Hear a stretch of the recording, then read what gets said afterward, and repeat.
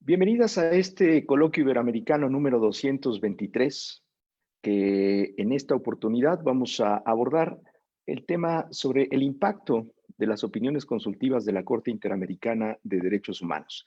Este es un evento que se enmarca dentro de la actividad académica que realiza el Instituto Max Planck de Derecho Público Comparado y Derecho Internacional Público, y a través de esta red que se ha construido desde ese espacio con personas y con instituciones, pues es un gusto también compartir este evento con la Corte Interamericana de Derechos Humanos y con el Instituto de Estudios Constitucionales del Estado de Querétaro. A partir de que la Corte Interamericana de Derechos Humanos ha tenido un trabajo más visible en el ámbito continental desde su creación, pues identificábamos que las resoluciones derivadas de su competencia contenciosa eran las que en una primera etapa recibían más atención. Pero sin lugar a dudas que las opiniones consultivas han asumido un papel importantísimo en la región por los impactos que generan. Y es justamente lo que vamos a analizar el día de hoy en este coloquio, a partir de un panel integrado por personas expertas y que les doy una más cordial bienvenida. Les cuento inicialmente, va a estar con nosotros y van a exponer en el siguiente orden. Primero, Romina Siniewski, posteriormente Jorge Ernesto Roa. Después vamos a escuchar a Mary Christine Fuchs para pasar con la exposición de Eleanor Benz, después con la de Verena Cal y concluimos con Laura Clérico. Cada una de ellas va a tener 10 minutos para su exposición y al final pueden ustedes ir planteando algunas preguntas y al final del evento, con mucho gusto se las haremos a los panelistas, a las panelistas, para que comencemos el debate. Bueno, pues entonces iniciemos con el evento. Romina Siniewski, quien es la secretaria adjunta de la Corte Interamericana de Derechos Humanos, nos va a hablar sobre las contribuciones de la Corte Interamericana al desarrollo del derecho internacional en materia de movilidad humana en el marco de su función consultiva. Adelante, Romina, bienvenida. Muchas gracias, Rogelio. Buenos días a todas y a todos. Bueno, es realmente un placer para mí compartir este panel con todas y todos ustedes. Muchísimas gracias al Instituto Max Planck por la invitación. Ciertamente creo que va a ser, bueno, aquí una mañana, en otros lugares una tarde, muy fructífera para justamente reflexionar desde un punto de vista académico sobre el impacto de las opiniones consultivas. Voy a compartir pantalla.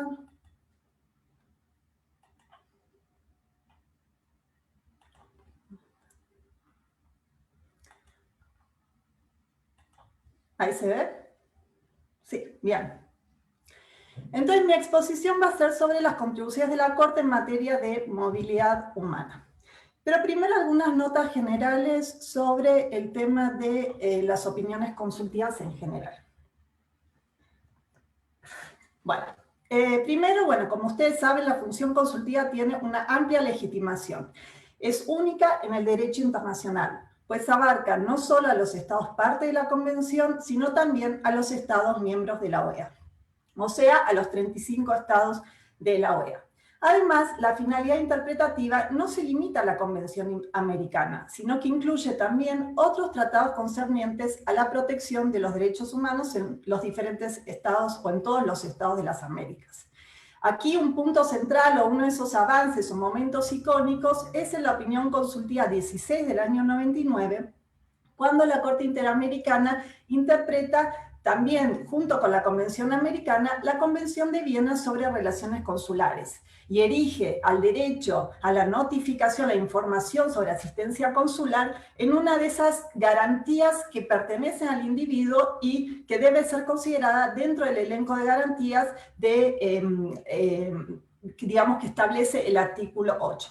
Y además la Corte puede también, en su función interpretativa, tener en cuenta también la Declaración Americana sobre Derechos Humanos. En cuanto a la metodología de la interpretación que aplica la Corte en las opiniones consultivas, podemos decir que la Corte justamente no abona la fragmentación del derecho internacional, sino que todo lo contrario propugna una interpretación coherente de los tratados. Esto lo vemos, por ejemplo, en la opinión consultiva que les comentaba antes sobre asistencia consular, pero también en la opinión consultiva a la que me voy a referir, que es la número 21 del año 2014, que se refiere a los derechos y garantías de niñas y niños en el contexto de la migración. Otra de las características de la función consultiva es que es multilateral y no es litigiosa, es decir, que no se trata de un caso donde se alega una violación de derechos por parte de una persona o grupo de personas, sino, como vemos, lo que se pide es que la Corte realice una interpretación de normas de la Convención Americana o de otros tratados relacionados. Ahora bien, a mí me gusta mucho esta frase sobre espacio judicial esencialmente latinoamericano, o más que me gusta, digo, no me gusta, o por lo menos no es aplicable a la función consultiva. Esta es una frase que está en un artículo del ex juez y presidente de la Corte, Sergio García Ramírez, sobre el control de convencionalidad, y él en ese artículo apuntaba, y con toda razón, que el ámbito contencioso de la Corte, el control de convencionalidad, tomando el ámbito contencioso, se refiere a un espacio esencialmente latinoamericano. Pero si vemos en el ámbito consultivo, podemos afirmar justamente lo contrario, que no es un espacio judicial esencialmente latinoamericano, sino que podemos decir que es un espacio que abarca a todo el continente americano. En las últimas audiencias que hemos visto, en los últimos meses de las solicitudes de opiniones consultivas pendientes ante la Corte, por ejemplo, y solo a modo ilustrativo, vemos que Estados Unidos de América ha participado activamente, tanto por escrito como oralmente, en los procedimientos de opinión consultiva. Y finalmente, como todos sabemos, y un último aspecto característico de las opiniones consultivas, es que la Corte ha ido de alguna forma desarrollando cómo es su visión en cuanto a el carácter vinculante o no de las opiniones consultivas y los criterios emanados de estas, y a partir de la opinión consultiva 21 del año 2014, la Corte muy claramente dice los estándares, criterios jurídicos desarrollados en estas, digamos, emanado de esta función de la Corte, también deben ser tomados como parámetros para el control de convencionalidad. Y aquí le asigna dos funciones bien relevantes. Una, la de asistencia a los estados, es decir, estos parámetros, estos estándares van a ayudar a los estados a desarrollar su normativa, a desarrollar su institucionalidad y a fortalecerla en el respeto y observancia de los derechos humanos. Y por el otro lado, el carácter preventivo que cumple estos estándares, es decir, evitar que ocurran violaciones y que luego pueda eventualmente llegar un caso a la Corte Interamericana por violación del estándar, del criterio fijado en la función consultiva. Entonces, estos serían, a mi criterio, como las características más importantes de la función consultiva de la Corte. Ahora, yo me voy a referir específicamente, tenemos varias opiniones consultivas que se refieren a la materia de movilidad humana, pero me voy a referir específicamente a esta opinión consultiva que ya nombré varias veces, la 21 del 2014, sobre derechos y garantías de niñas y niños en el contexto de la migración o que están en necesidad de protección internacional. ¿Cuál es la génesis? Fue una solicitud presentada por los 4 países fundadores del Mercosur, Argentina, Brasil, Paraguay y Uruguay, a raíz de un diagnóstico que habían realizado sobre la falta de articulación entre las leyes y prácticas migratorias con la normativa de protección de derechos de la niñez en el marco, digamos, del paradigma de la protección integral a partir de la Convención sobre los Derechos del Niño en el año 90. En esta opinión consultiva, la Corte determinó toda una gama de diferentes obligaciones del Estado que abarcan prácticamente todo el ciclo migratorio. Creo que la única cuestión que digo siempre que quedó afuera es el tema de la devolución o qué pasa con los países que reciben a sus nacionales que fueron deportados, retornados de otros países. Creo que ese es un tema que todavía desde la óptica de la Corte falta desarrollar, no porque la Corte no haya querido, sino porque no se le ha planteado. Bien, el punto central sobre el que quiero, digamos, de alguna forma tomar como ejemplo para mostrar su contribución al desarrollo del derecho internacional, pero también me voy a tomar algún minuto más para hablar del impacto interno por una noticia que tuvimos esta semana.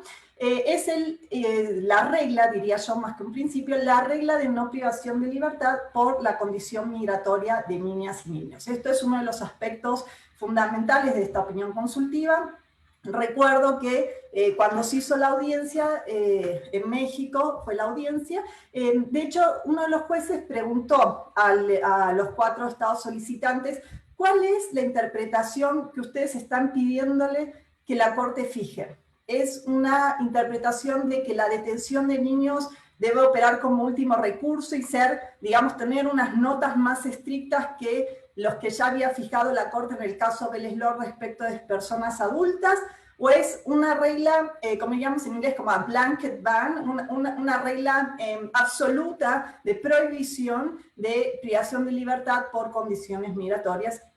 Y los estados avanzaron que esta segunda opción interpretativa era la que ellos estaban avanzando. Finalmente, la Corte Interamericana, como les venía diciendo, en su opinión consultiva, fija este principio de no detención en términos absolutos. Interpreta la Convención Americana a la luz de la Convención sobre los Derechos del Niño y dice, el artículo 37b de la Convención sobre los Derechos del Niño no es aplicable a cuestiones migratorias. O sea, este 37b es el que establece la cláusula de último recurso, o sea, que permite, legitima privaciones de libertad siempre que se demuestre o justifique que como último recurso debe ser aplicada. La Corte dijo, este parámetro no es aplicable, eso aplica a la justicia penal juvenil, pero no al ámbito migratorio, y además estableció que la detención nunca va a ser la opción que responda al interés superior del niño.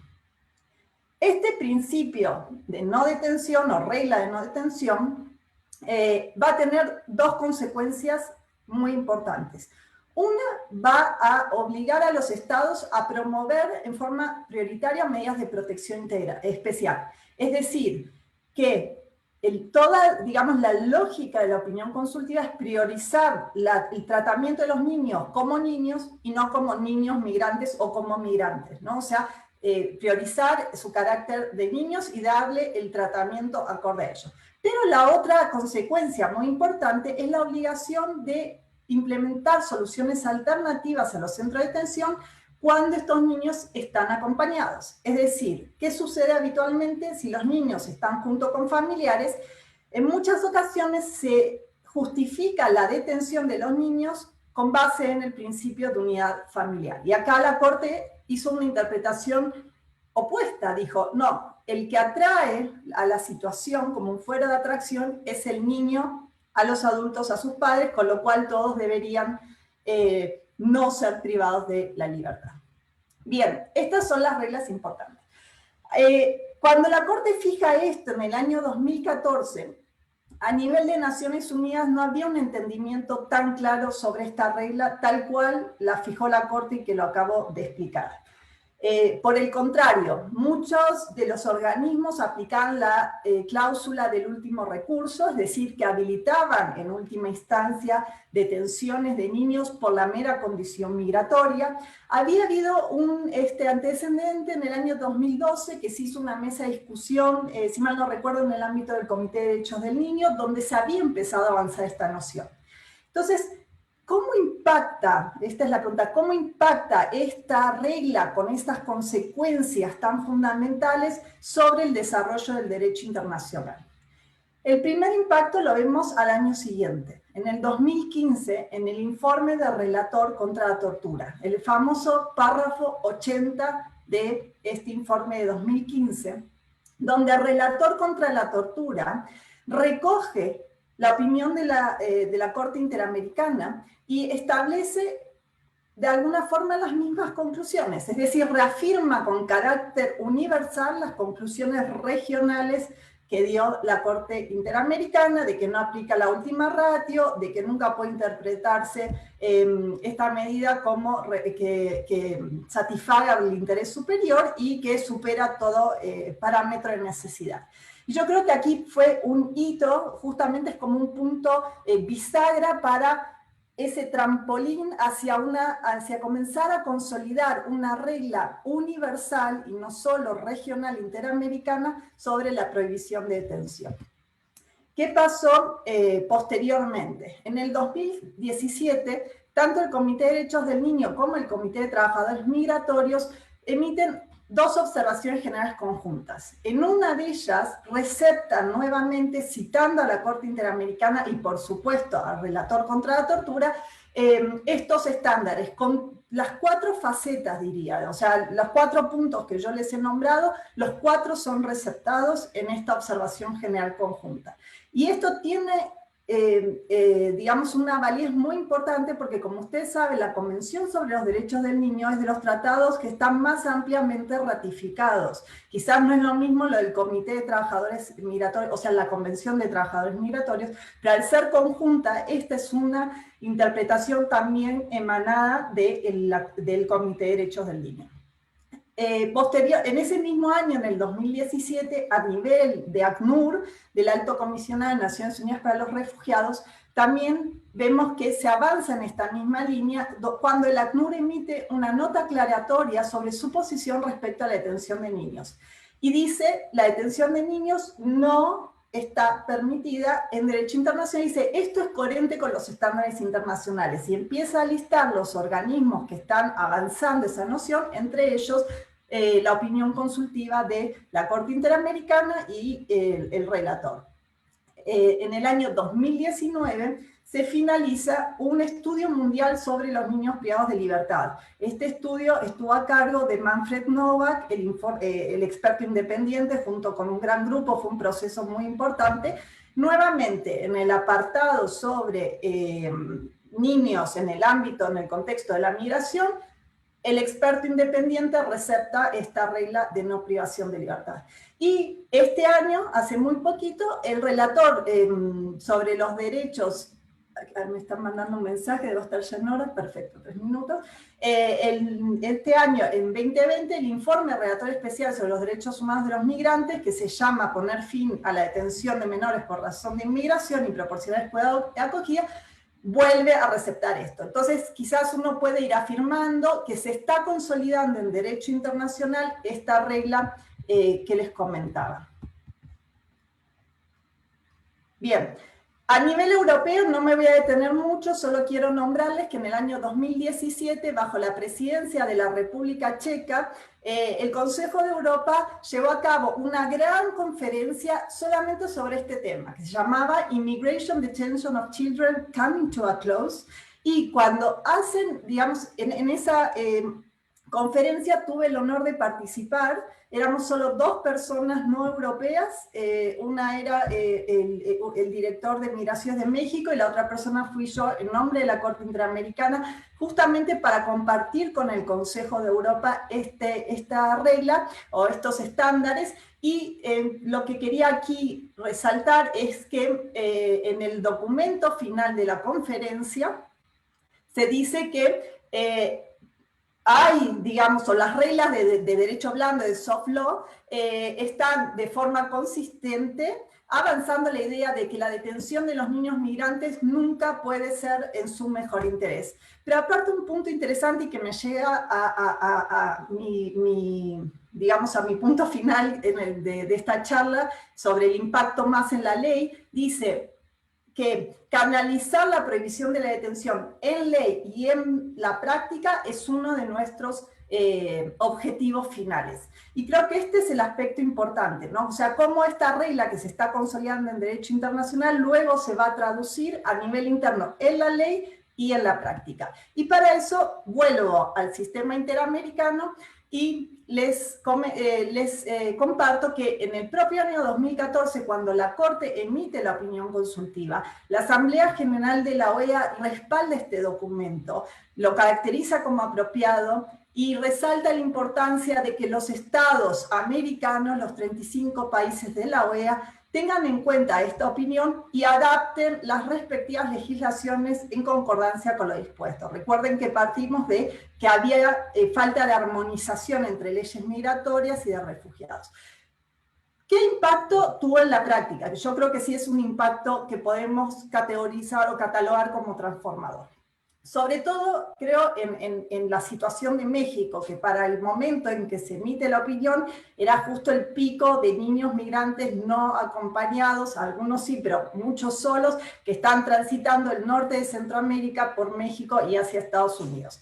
En el año 2014, México adopta la Ley General de Derechos del Niño y al año siguiente, en 2015, cuando la reglamenta en su artículo 111, establece justamente que no pueden ser privados de libertad los niños.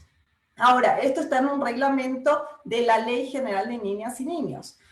En la práctica, lo cierto es que continuaron sucediendo privaciones de libertad de niños en el ámbito migratorio. Este principio fue también receptado por Ecuador en el año 2017 en la ley orgánica. Y con esto quería terminar, y lo agregué justamente porque hace 2 días, mientras estaba terminando de armar esta presentación, tuvimos una excelente noticia desde México, en la cual la Cámara de Diputados adoptó una reforma a las leyes, a la ley de migración y a la ley de refugiados, donde las principales modificaciones justamente receptan esto: la no detención de niñas y niños en situación de movilidad en estaciones o estancias migratorias, y la extensión de la visión de protección a toda la infancia, es decir, que se debe priorizar el enfoque de infancia por sobre el enfoque del control migratorio. Falta aún que esta ley se promulgue, se publique y que sea obviamente implementada en la práctica, pero creo que esto es un muy buen paso que quería compartir con ustedes para justamente demostrar el efecto transformador, el impacto transformador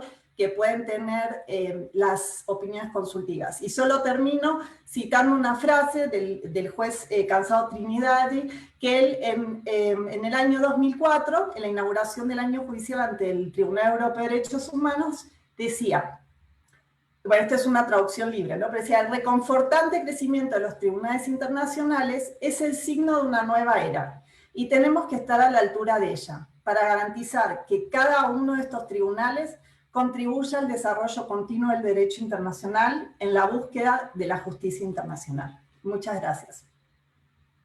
Muchas gracias, Romina. Pues vamos ahora a escuchar a Jorge Ernesto Roa, de la Universidad Externado en Colombia. Él nos va a hablar sobre la función consultiva de la Corte Interamericana, el potencial transformador y los riesgos de instrumentalización política. Por 10 minutos tienes la palabra, Jorge.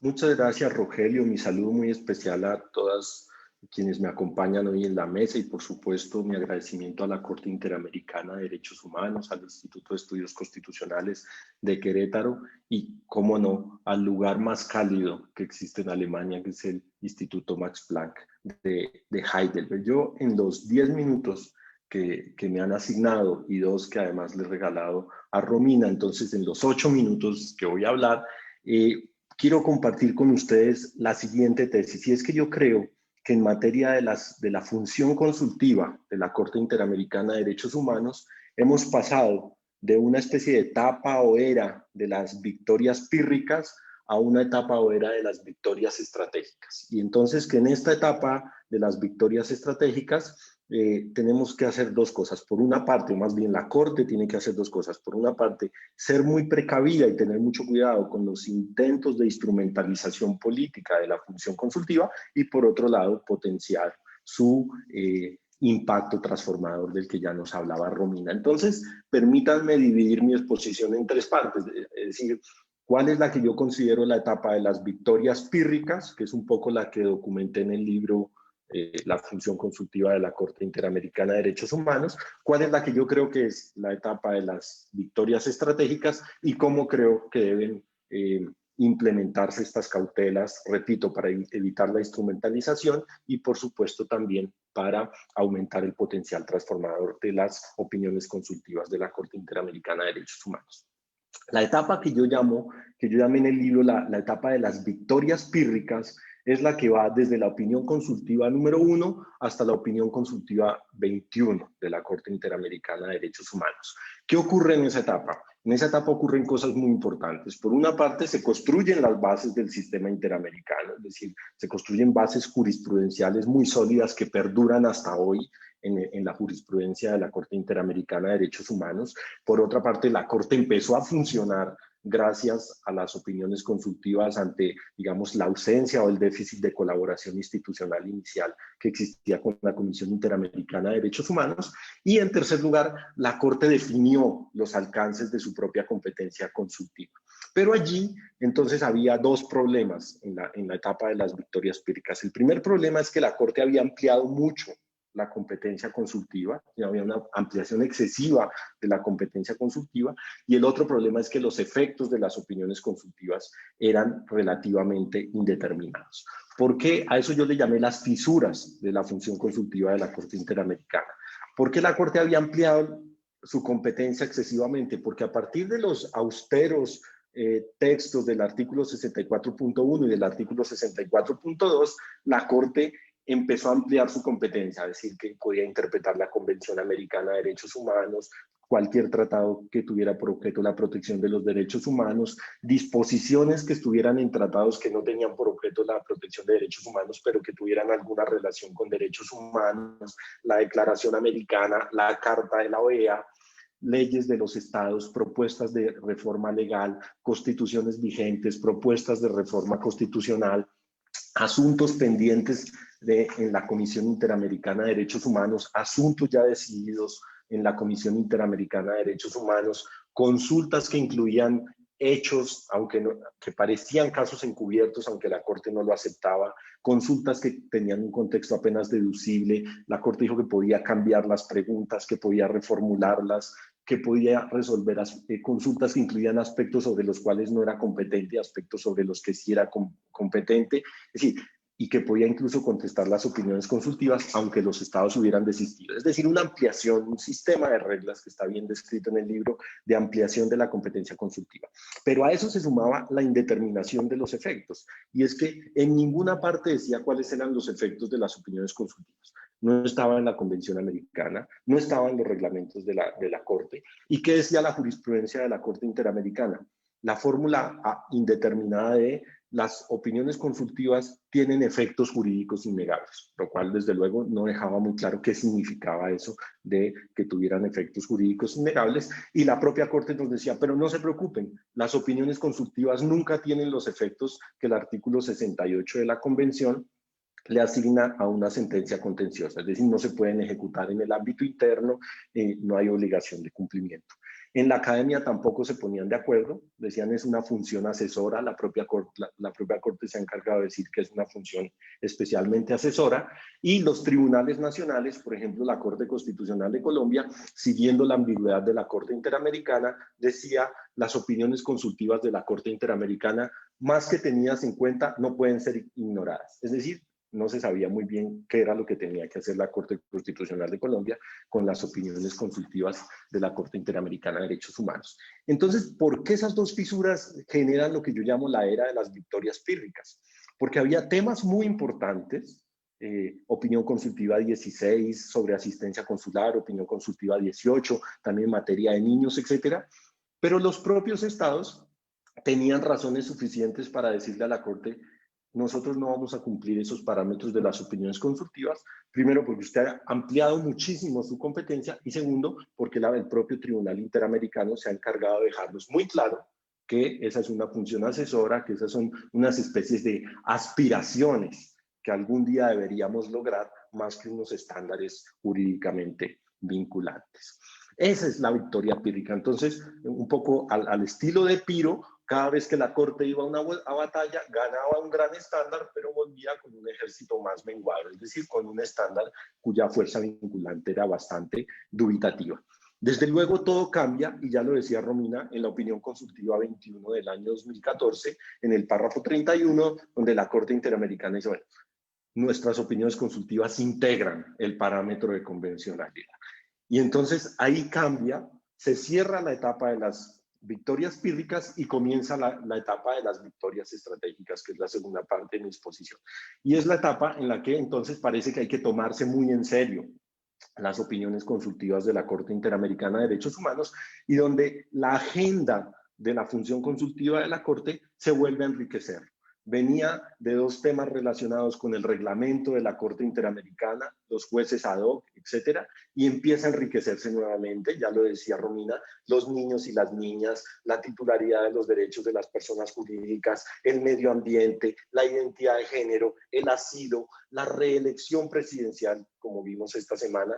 Y entonces, si uno compara los temas, bueno, los estados y efectivamente la función consultiva cobró una nueva fuerza a partir del fin de la era de las victorias pírricas y el inicio de las victorias estratégicas. Ahora, esto tiene dos riesgos que son importantes. El primero es que hay que tener cuidado con las opiniones consultivas en dos aspectos.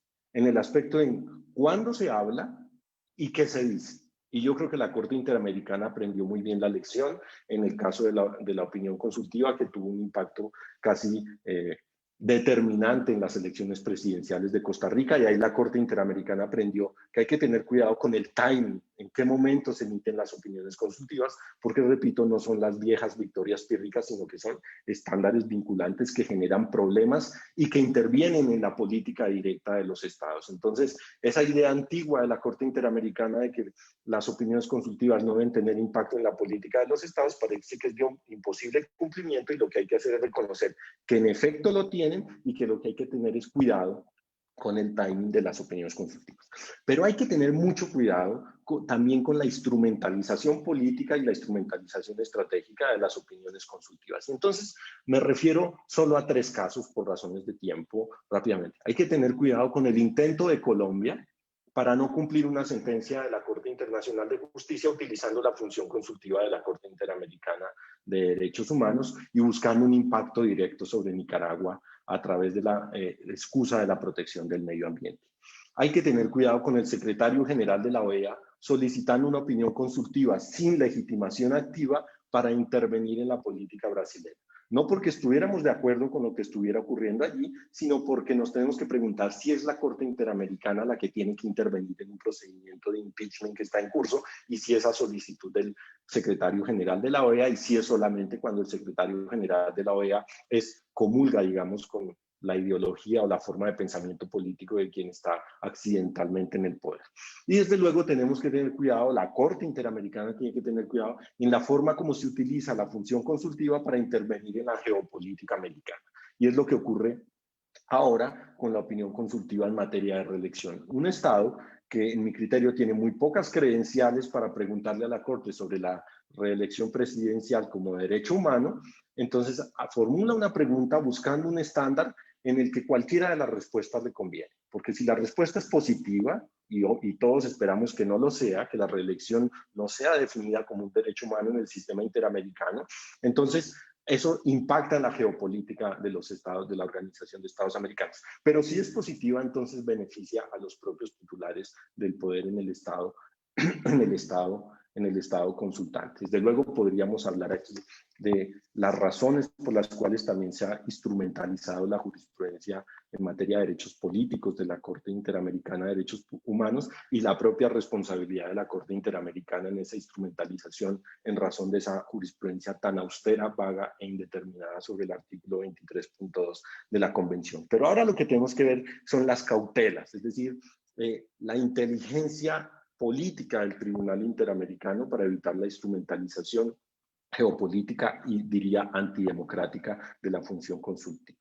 Y quería concluir, digamos, la tercera parte de mi exposición tiene que ver con si ahora las opiniones consultivas hay que tomárselas en serio, entonces, ¿cómo se pone al servicio de las personas y de los tribunales interamericanos y de los tribunales nacionales la función consultiva de la Corte Interamericana de Derechos Humanos? Y eso solo se puede hacer con diseño institucional. Y aquí yo sí creo que deberíamos seguir al Tribunal Europeo de Derechos Humanos y al Consejo de Europa e implementar la misma decisión del convenio, del protocolo 16 del Convenio Europeo de Derechos Humanos y conferirle legitimación activa para acceder a la función consultiva a los tribunales supremos y constitucionales de los Estados miembros y a las organizaciones no gubernamentales. Especialmente ¿en qué casos? En los casos en los que existen contradicciones entre las constituciones y los estándares interamericanos o la Convención Americana de Derechos Humanos. Desde luego, esta propuesta tiene problemas. Aumentaría la carga de trabajo de la Corte Interamericana, generaría dilación de pronto en los casos nacionales. No tenemos nuestro gran problema de no tener una corte permanente, aunque ahora en medio de la pandemia debo decir que la corte funciona con mayor grado de asiduidad. Y el problema de que los tribunales nacionales podrían incumplir los estándares interamericanos, incluso respondiendo a una consulta formulados por ellos mismos. Pero yo creo que tiene más ventajas.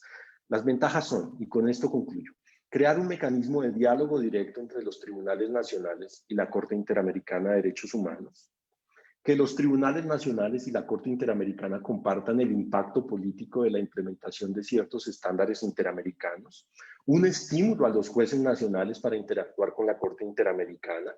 En el largo plazo no descarto que se reduzcan los casos contenciosos, que haya subsidiariedad efectiva del sistema interamericano y lo que más nos importa, es decir, que la función consultiva deje estar al servicio de los estados y se ponga al servicio de los tribunales nacionales que implementan los estándares interamericanos y de las organizaciones no gubernamentales que representan los intereses de quienes más necesitan la protección de sus derechos humanos. Entonces, yo creo que con estas cautelas y si pensamos este diseño institucional, podemos potenciar el impacto transformador de la función consultiva de la Corte Interamericana de Derechos Humanos para cambiar, como siempre digo, lo que más nos interesa, que es la vida de las personas a quienes les hemos protegido todas esas cosas en la Convención Americana y en el Protocolo de Salvador y en el Corpus Juris Interamericano. En definitiva, para cambiar la vida diaria de la gente que sufre las violaciones a sus derechos. Muchas gracias.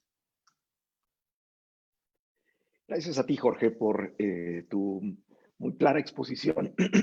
Vamos ahora a escuchar a mi querida Mary Christine Fuchs, que ella es directora del programa Estado de Derecho de la Fundación Konrad Adenauer, que tiene un trabajo bien relevante en Latinoamérica. Y en este tema en concreto, sobre las opiniones consultivas, Mary ha trabajado el impacto, pero que éstas pueden tener en tres ámbitos. En los casos contenciosos vigentes, ya sea en los tribunales internacionales o en algún tribunal nacional, o bien también en cuestiones políticas complejas, que se vincula directamente con lo que estaba diciendo Jorge. A partir de este impacto, plantea una pregunta a ella. ¿Esto conlleva el riesgo de una creciente politización de la jurisprudencia de la Corte Interamericana? Es la respuesta que nos va a ofrecer Mary en su intervención de 10 minutos, que comienza ahora. Gracias, Mary. Muchas gracias, Rogelio. Bueno, no sé si en 10 minutos puedo dar una respuesta, pero voy a hacer un intento. Antes de nada, muchísimas gracias a nuestra querida Mariela, al Instituto Max Planck, por esta invitación de último minuto.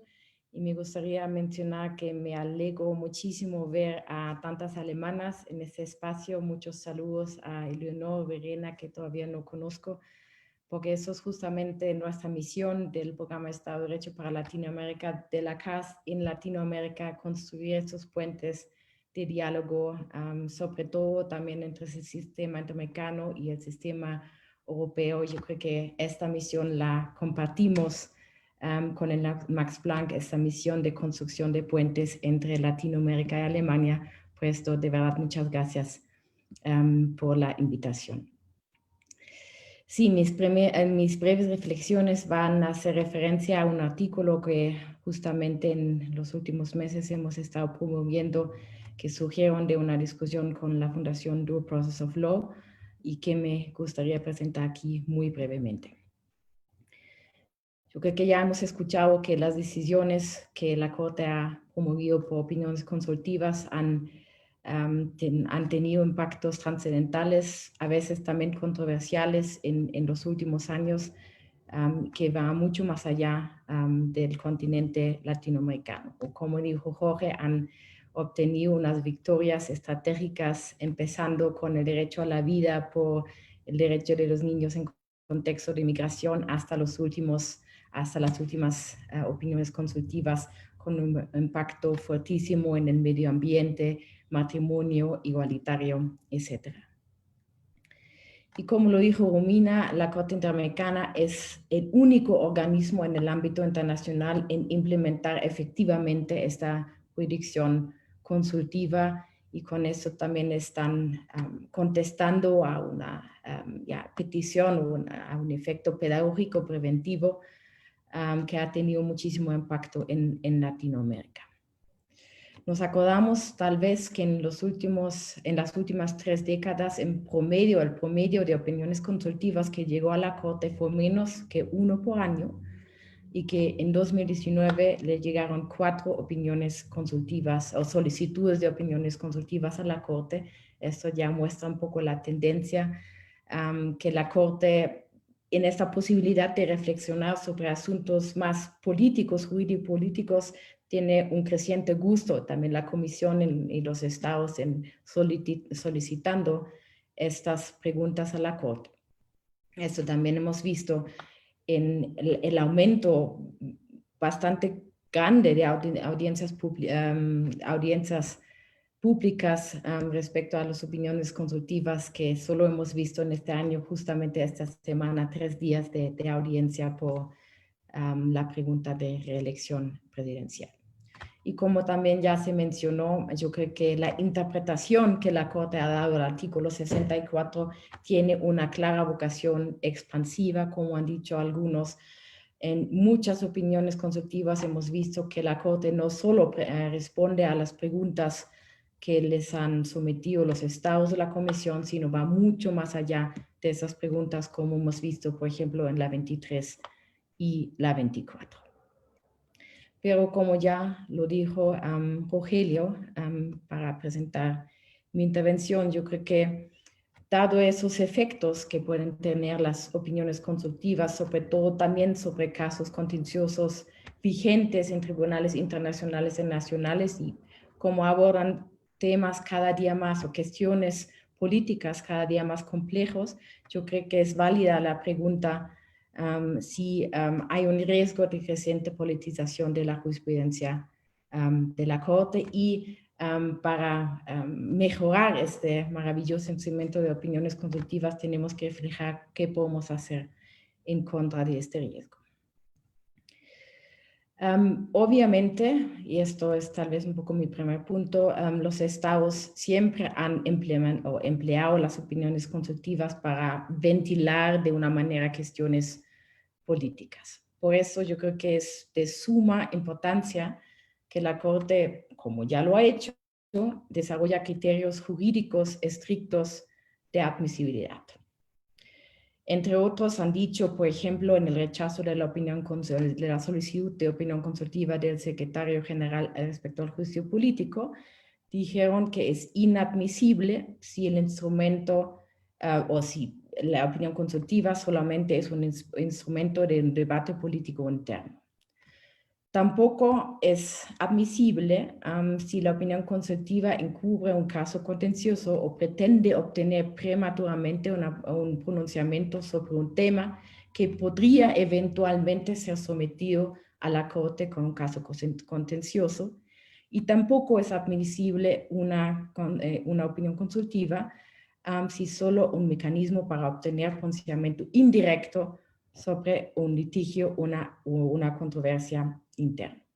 Yo creo que los mismos estándares, la misma motivación debe existir cuando un estado solicitante decide retirar una opinión consultiva y que la Corte insiste en pronunciarse. Pues yo creo que pese a estos criterios claros de admisibilidad, todavía hay algunas inconsistencias en la aplicación de estos estándares, particularmente referente a estas llamadas soluciones encubiertas.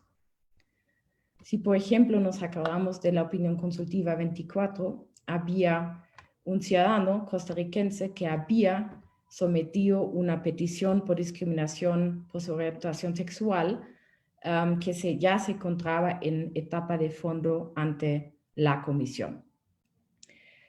Y él había solicitado el rechazo de la opinión consultiva de Costa Rica por eso.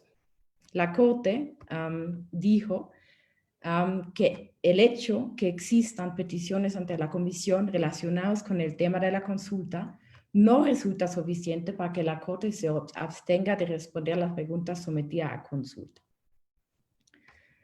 En el mismo año, en la opinión consultiva presentada por la Comisión Interamericana sobre Juicios Políticos en el año 2008, también había 3 peticiones individuales bajo conocimiento de la Comisión. Nos acordamos casos bastante polémicos. Uno de estos es el caso de Dilma Rousseff. Aquí la Corte rechaza la opinión consultiva, entre otros, con el argumento que la aceptación de la solicitud hubiera podido conllevar el riesgo de que al resolverse, la Corte adelante su criterio sobre casos que luego podría llegar a conocer en ejercicio de su competencia contenciosa. Yo creo que, por ende, la opinión consultiva podría en algún aspecto afectar los derechos de las víctimas cuyos casos contenciosos están en trámite ante la Comisión. Porque la víctima en estos procesos, obviamente, únicamente puede intervenir por medio de una amicus curia. Una vez que se emite la opinión consultiva, no es excluido, pero es muy poco probable que la Comisión mande el caso a la Corte, y con esto baja considerablemente la posibilidad de obtener una sentencia individual favorable con una sentencia, bueno, también ejecutable en un caso concreto. No me quiero meter acá en la discusión sobre los efectos jurídicos, pero obviamente se quita esta posibilidad a la víctima, también la posibilidad de tener una audiencia pública que en sí misma tiene efectos reparatorios. Entonces, nuestra propuesta es que al menos se podría considerar la inadmisibilidad de opiniones consultivas vinculadas a casos contenciosos ante la Comisión que directamente están vinculados con el tema y cuyo país solicitante está involucrado en dicho litigio. Obviamente, salvo si todavía están en etapa muy inicial ante la Comisión. Al menos sería deseable aclarar un poco este punto. Y mi segundo punto, eso es muy cerca a lo que ya dijo Jorge, otra razón por qué es indispensable reglas muy claras sobre admisibilidad de opiniones consultivas es justamente este interés de los estados a solicitar opiniones consultivas que en muchos casos o en muy pocos casos de hecho son genuinamente jurídico, muchas veces hay un interés político detrás. Tal vez el caso más jurídico que hemos visto es cuando está en cuestión la convencionalidad de una ley o un proyecto de ley al nivel nacional. Por ejemplo, opinión consultiva 5 sobre colegiación obligatoria de periodistas, o también la 24, que es con el mismo motivo. Pero en la 24 igual se podría incluso cuestionar un poco a veces la legitimidad democrática, porque justamente el gobierno de Costa Rica en su parlamento había intentado de introducir el matrimonio igualitario y fracasó, y ahora llevó la pregunta a la Corte. Entonces algunos han dicho si de verdad se pueden utilizar la opinión consultiva para obtener algo que con los procesos democráticos dentro del mismo país no ha sido posible.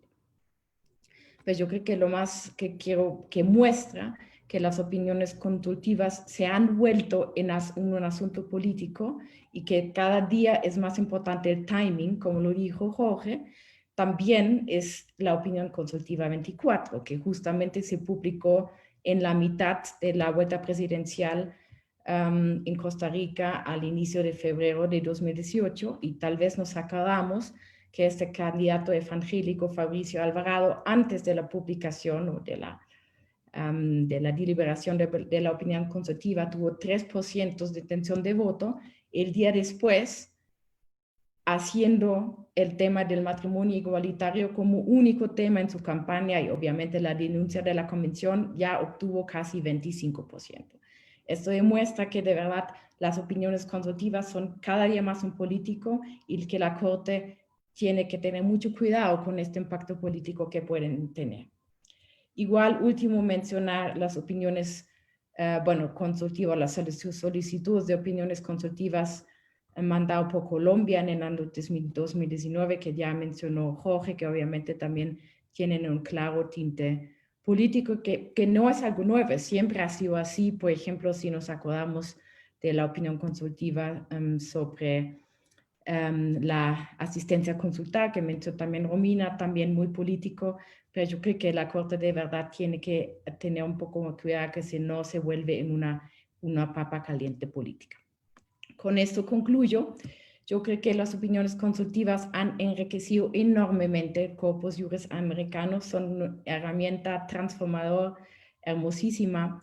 Han establecido nuevos estándares, no solamente a nivel latinoamericano, pero para robustecer y para combatir un poco este riesgo de instrumentalización, yo creo que es importantísimo tener muy claro los criterios jurídicos de admisibilidad y también como ya lo mencionó Jorge, yo creo que la función principal de la Corte son todavía casos contenciosos, porque justamente acá es lo que ha hecho la Corte Interamericana tan especial, tan admirable en el mundo, y eso es la centralidad de las víctimas. Muchas gracias. Gracias a ti, Mari Cristín, por tu exposición. Vamos ahora a escuchar a Eleanor Benz. Ella es de la Universidad de Potsdam, en Alemania, y el tema que va a abordar en su exposición es la evolución única de la función consultiva de la Corte Interamericana, desde los modelos internacionales hacia la inclusión de las opiniones consultivas en el control de convencionalidad. Adelante, Eleanor, por 10 minutos. Muchas gracias, Rogelio. Buenos días a todas y todos. Primero voy a compartir mi pantalla.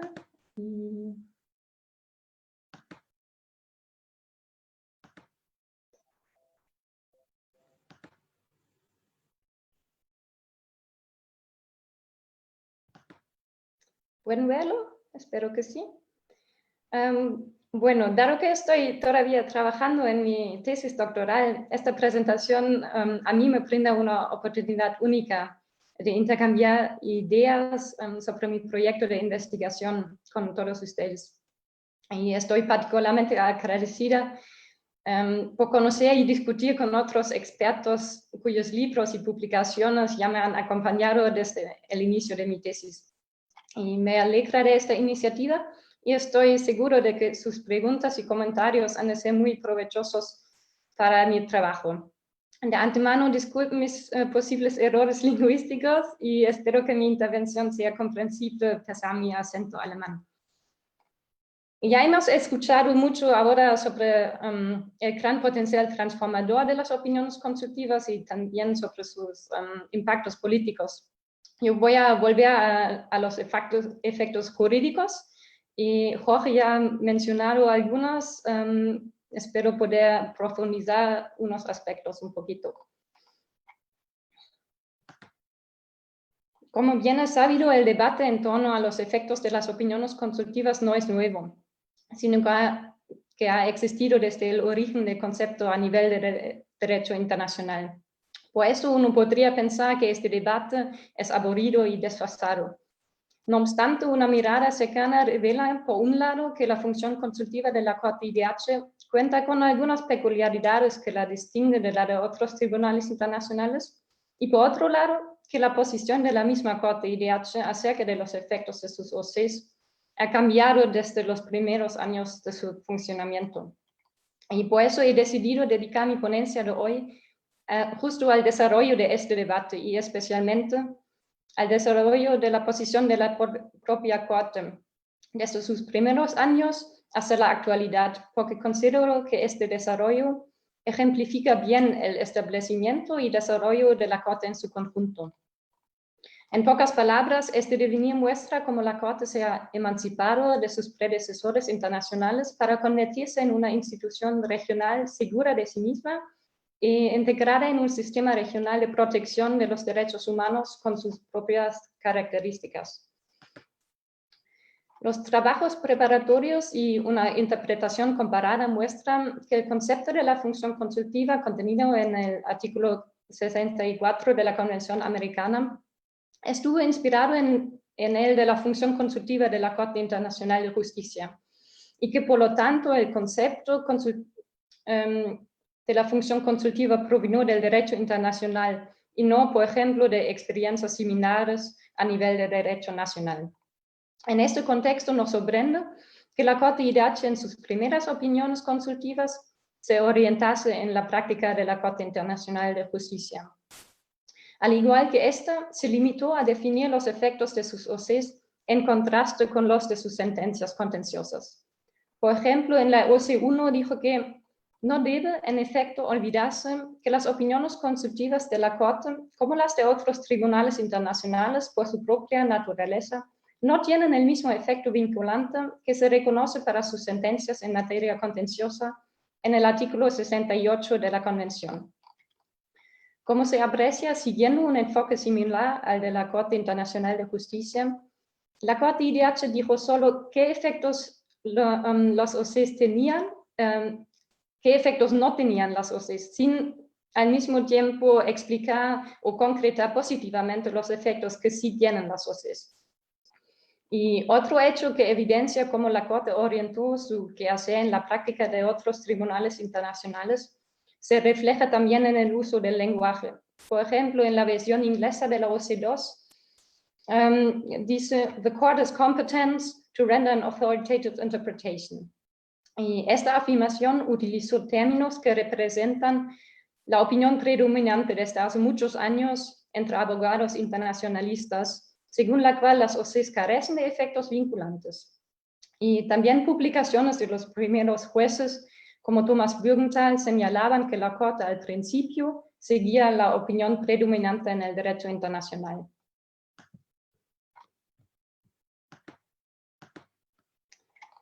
Pero años más tarde, a partir de la OC 15, vimos un primer cambio en cuanto a los pronunciamientos de la Corte acerca de los efectos de sus opiniones consultivas.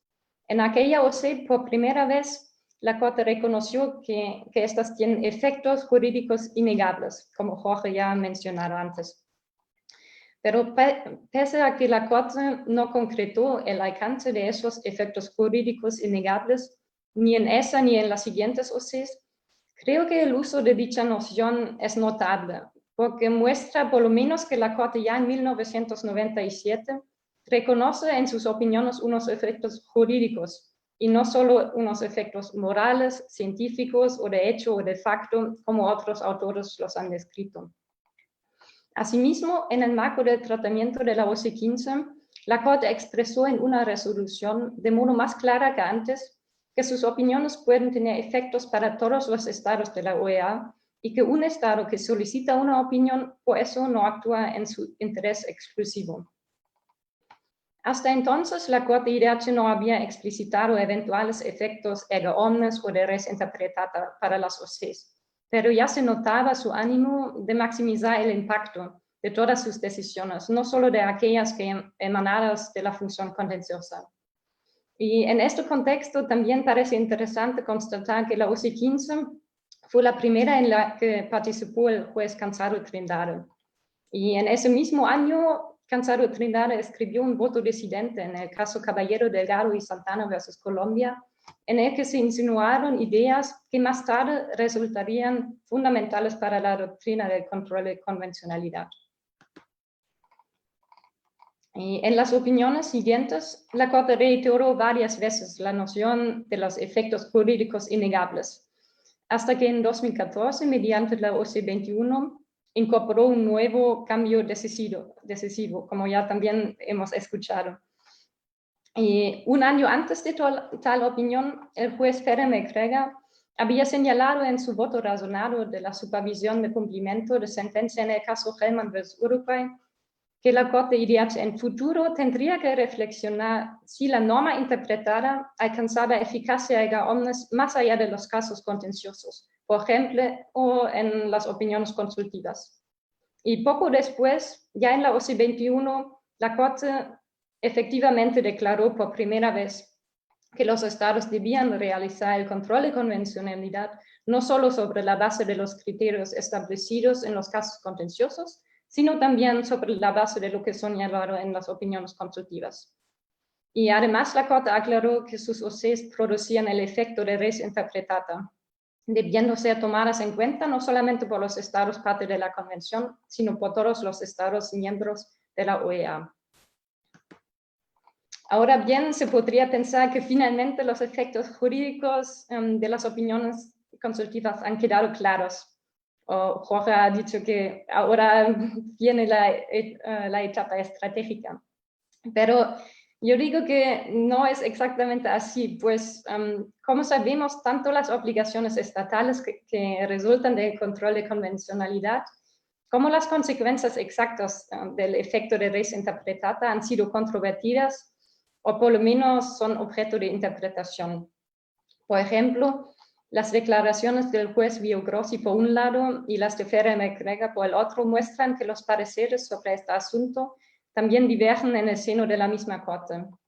Y otro ejemplo que grafica la variedad de las aproximaciones existentes en la región es la decisión de la Sala Constitucional de Costa Rica de 2018 sobre el matrimonio entre personas del mismo sexo. Mientras la magistrada Hernández López consideró que la OSI 24 y el derecho convencional obligan al Estado costarricense a reconocer inmediatamente esta unión como un derecho, el magistrado Castillo Víquez rechazó en su voto cerrado tanto la obligatoriedad de la jurisprudencia de la Corte IDH para terceros estados como cualquier efecto vinculante de las OCEs. Para él, esos tienen solamente un efecto orientador. Y ahora mi tiempo se está acabando y así no puedo profundizar mucho más esas preguntas, pero tal vez tenemos la oportunidad en el debate después. Pero lo que es cierto es que la creciente integración del sistema regional de protección de los derechos humanos también ha impactado al debate sobre los efectos jurídicos de las opiniones consultivas. Y en tal sentido ya no basta contemplar el asunto exclusivamente desde una perspectiva del derecho internacional, sino hay que considerar también el rango que otorga el derecho nacional a los tratados que interpreta la Corte en el marco de su función consultiva, y también hay que considerar el grado de implementación dado por las autoridades nacionales al control de convencionalidad. Y también un aspecto que ya fue mencionado antes hoy, creo que si la integración del sistema sigue avanzando, se podría pensar si la creación de un procedimiento de interpretación prejudicial no sería más adecuada que la clásica función consultiva. Y ya, con eso concluyo y muchas gracias por su atención y me alegro por el debate al final. Gracias a ti, Eleonor. Pues vamos ahora a escuchar a Verena Kahl. Ella está en la Universidad de Hamburgo y su exposición será a propósito de la opinión consultiva 23, la importancia y potencial del derecho ambiental en tiempos de pandemia. Adelante, Verena, por 10 minutos. Perfecto, muchas gracias, Rogelio, y muchas gracias a Mariela y también todo el equipo que ha organizado este evento. Es un placer compartir ese espacio con Romina, con Jorge, Laura, Eleanor y Mari Cristina. Ya han sido excelentes ponencias que muestran mucha experticia y espero poder contribuir un poquito, por lo menos, a ese debate muy interesante. Ahora sí voy a compartir la pantalla. ¿Lo pueden ver? Ahí sí. Perdón. Ahora sí. Ya se muestra en grande. Bueno, mi ponencia se dedica a la opinión consultiva número 23 y a la importancia del derecho ambiental en tiempos de COVID-19. Primero, hay que tener en cuenta, obviamente, que la OC 23 aborda una multitud de cuestiones ambientales que por la cuestión de tiempo, obviamente, no se pueden presentar todos en solo 10 minutos. Por lo tanto, mi ponencia se va a enfocar en dos puntos especiales. La importancia de la protección ambiental en tiempos de COVID-19 y como un ejemplo de esa protección, el derecho a un medio ambiente sano y su aplicación extraterritorial. Entonces, para empezar, surge la pregunta, ¿qué es la relevancia del derecho ambiental en tiempos de pandemia? Ya que nos enfrentamos a un gran sufrimiento humano por los efectos de esa pandemia. Obviamente, ella pone en riesgo una serie de intereses existenciales protegidos por los derechos humanos, como la vida, la integridad personal, la salud, la libertad de reunión, el trabajo o la educación y muchos más, obviamente. Estamos hace meses ocupados con encontrar un balance entre la protección contra la infección y el mantenimiento de la vida económica. Por lo tanto, mientras la humanidad quedó sacudida por la enfermedad, la muerte y todas las restricciones masivas de sus derechos y libertades, dirigiéndose a la mayor recesión desde la Gran Depresión, casi sin darse cuenta, el COVID-19 ha eclipsado rápidamente el tema que antes dominaba el debate, y eso es la lucha contra el cambio climático. Eso obviamente, como se muestra en esta imagen que tal vez muchos de ustedes ya han visto, es una crisis cuyos efectos sociales y económicos negativos superarán con creces la pandemia actual. Aquí salen solamente algunos efectos ambientales, económicos y sociales que tiene esa crisis climática. La desintegración de la capa de hielo, la muerte de la selva amazónica, la pérdida del permafrost y la subida del nivel del mar llevan a, por ejemplo, eventos climáticos extremos como olas de calor, sequías, tormentas tropicales, un aumento de los desastres naturales. Hay 1 millón de especies amenazadas de extinción y obviamente eso es muy importante para nosotras y nosotros en ese momento, que también aumenta el riesgo de pandemias. Como efectos económicos nos esperan pérdidas de más de 3 billones de dólares y también una pérdida de 43 millones de empleos debido al aumento de las temperaturas. Los efectos sociales también son muy obvios, desde muertes, enfermedades, lesiones, hasta hambre, desnutrición, unos 150 millones de personas desplazadas y obviamente también eso puede conllevar a agitación social y violencia. Al final tenemos que admitir que fueron justamente la destrucción del medio ambiente y la intrusión humana en la naturaleza virgen que nos han llevado a esa pandemia actual. Entonces, en tiempos de pandemia es aún más importante proteger el medio ambiente y combatir el cambio climático y sus efectos desastrosos. Y obviamente es la pregunta, ¿qué papel puede jugar la OC23 en la tarea de protección del medio ambiente? Podemos ver que según la Corte, el medio ambiente es una precondición fundamental para el goce de los derechos humanos y eso es particularmente evidente viendo la degradación ambiental y el cambio climático que afectan el goce efectivo de esos derechos. Por lo tanto, la Corte destacó que hay una relación innegable entre el medio ambiente y la realización de otros derechos humanos. Esa estrecha conexión entre la protección del medio ambiente y los derechos humanos puede tomar dos formas. Primero, puede ser la forma de un derecho autónomo a un medio ambiente sano y otros derechos humanos vulnerables a la degradación ambiental. Y hoy obviamente vamos a hablar del derecho a un medio ambiente sano y eso con respecto a la Corte en su dimensión colectiva constituye un interés universal que se debe tanto a las generaciones presentes y futuras y es un derecho fundamental para la existencia de la humanidad. La Corte ha dicho que ese derecho, a diferencia de otros derechos, protege los diversos componentes del medio ambiente, tales como bosques, ríos, mares y otros, como intereses jurídicos en sí mismo, aún en ausencia de certeza o evidencia sobre el riesgo a las personas individuales.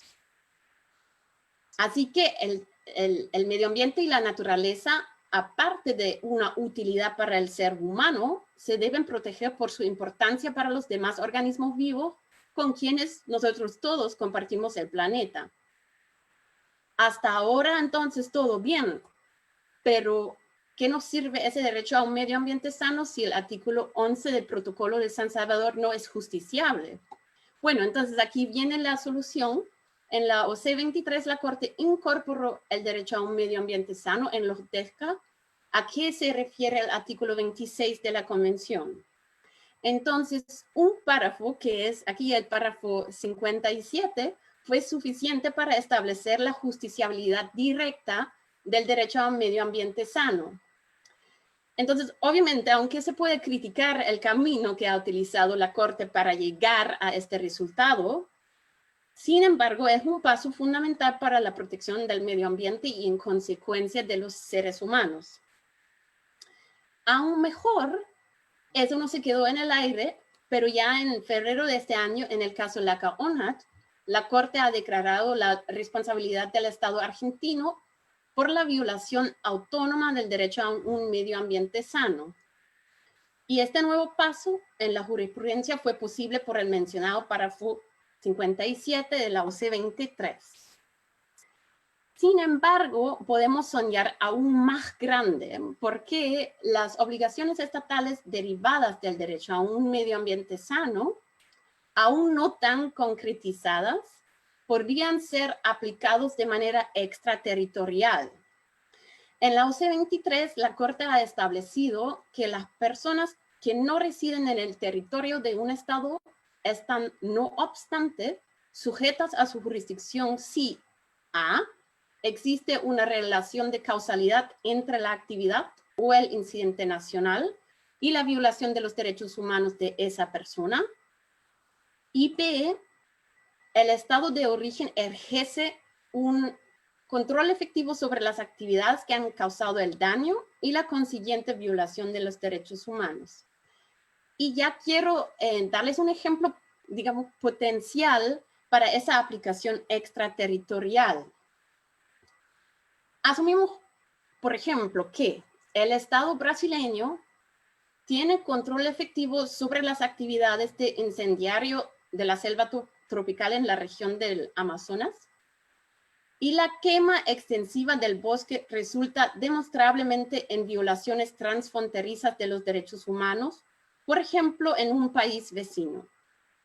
Entonces, estas personas podrían invocar una violación de los derechos pertinentes de la Convención Americana, por ejemplo, el derecho a un medio ambiente sano.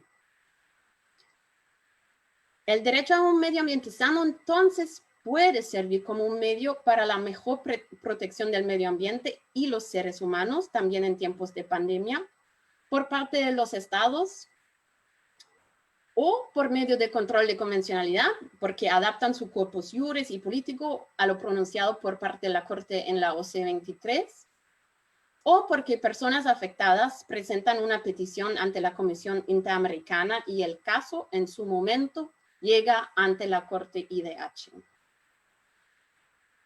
A concluir, quisiera mencionar algo que ha dicho la OCDE, que ha señalado que una mejor protección del medio ambiente mediante la mejora de la calidad del aire, el agua y el saneamiento, la gestión de los derechos, junto con los esfuerzos por salvaguardar la biodiversidad, también reducirá la vulnerabilidad de las comunidades a las pandemias y por consiguiente mejorará el bienestar y la capacidad de recuperación de la sociedad en general. Entonces, esperamos, aunque tal vez el derecho no sea concretizado a 100% y solamente se ha utilizado en un caso que sí puede contribuir a una mejor protección del medio ambiente y que nosotros obviamente protegemos ese medio ambiente también para nosotros y para salir y, digamos, no llegar a muchas nuevas pandemias. Muchas gracias.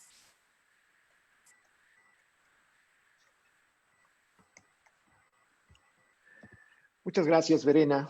Bueno, pues vamos ahora con la exposición final de este coloquio con Laura Clérico. Ella es de la Universidad de Nuremberg y su exposición va a versar sobre las opiniones consultivas de la Corte Interamericana desde el enfoque de igualdad, ventanas e impacto. Laura, adelante por 10 minutos. Bueno, veo que son 10 minutos largos, así que voy a hacer esa interpretación extensiva.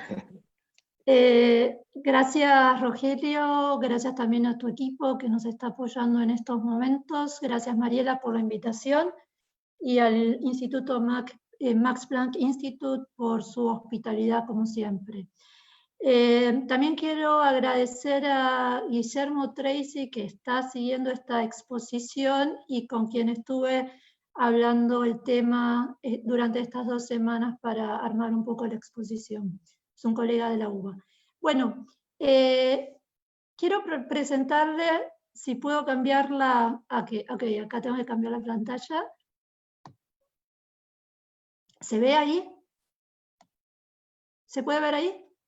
Esta es la estructura, esta es la estructura de mi exposición, es decir, yo no lo voy a explicar con detalles, pero parto de un enfoque de centralidad de las víctimas. De ahí voy a pasar a la norma, a lo que llamo la norma convencional adscripta, que es lo que surge de la interpretación como proceso final de la opinión consultiva. Esto es parámetro de control. Y quiero explorar cuál es el impacto de las opiniones consultivas como parámetro de control de una perspectiva que va de abajo hacia arriba. Es decir, no me interesa, ustedes en general hablaron mucho sobre cómo interpreta la Corte, los problemas de la competencia de la Corte.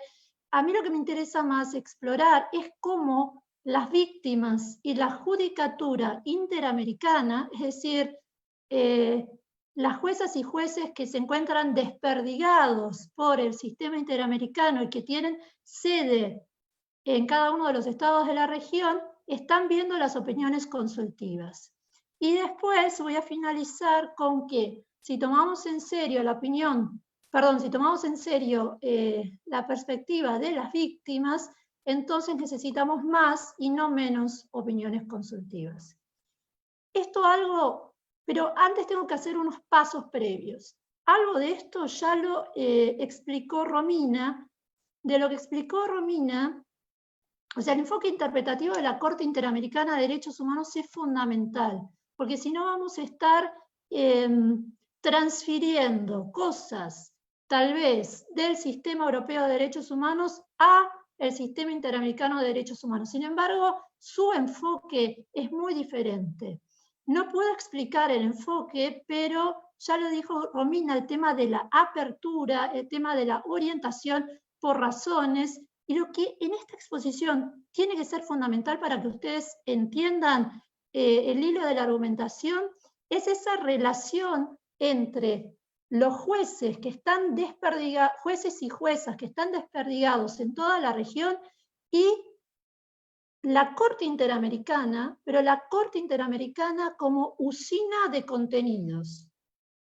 ¿Entienden? Como una fábrica que produce contenidos y que las víctimas leen esos contenidos y no toda la trastienda de los juegos que están entre los estados y la Corte y la Comisión. Ellos ven esos contenidos, ellos ven esos contenidos y entonces esos contenidos les generan expectativas de exigibilidad.